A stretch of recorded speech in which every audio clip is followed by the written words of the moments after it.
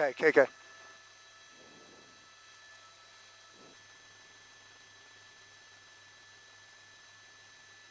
What happened here?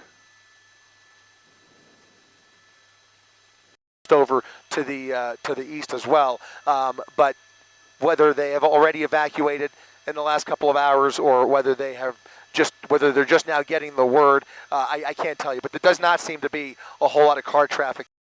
Protecting those structures should be a little bit easier because you're going to have the help of all of these helicopters dropping water and preventing that fire and any flare-ups that come ahead of it.